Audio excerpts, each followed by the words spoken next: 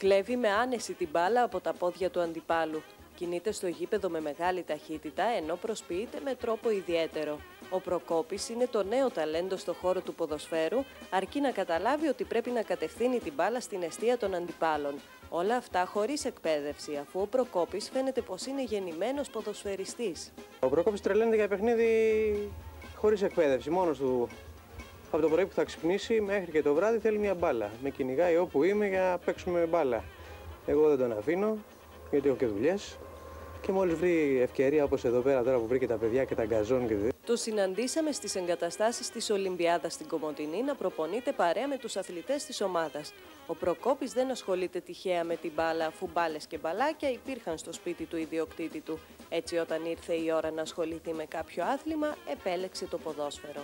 Επειδή στο σπίτι τα παιδιά παίζουν, ο γιος μου παίζει μπάσκετ, η κόρη μου παίζει τένις και γενικά στο σπίτι κυκλοφοράνε παλάκια από εδώ και από εκεί.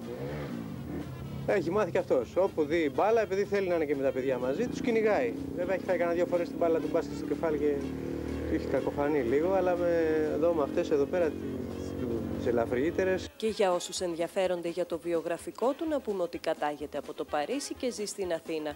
Ένα μέλος της οικογένειάς του ήρθε για σπουδές στην Κομοτηνή και έτσι είχε και αυτός την ευκαιρία να επισκεφτεί την πόλη και να γνωρίσει τους χώρους άθλησης που διαθέτει. Όσο για το όνομά του, δεν θα λεγόταν έτσι αν δεν είχε αποδείξει την προκοπή του από την πρώτη στιγμή.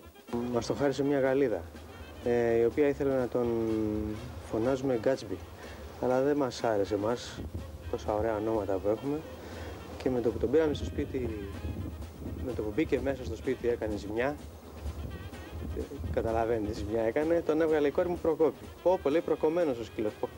Μας την έκανε μόλις μπήκε μέσα. Και από τότε του έμεινε το Προκόπης. Βέβαια έχει και τούφες ξανθιές που θυμίζει ένα πιο γνωστό Προκόπη.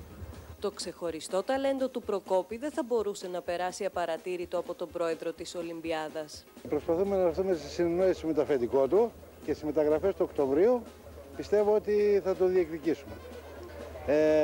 Με ένα σεβαστό ποσό νομίζω ότι θα δώσει χαρά στην ομάδα.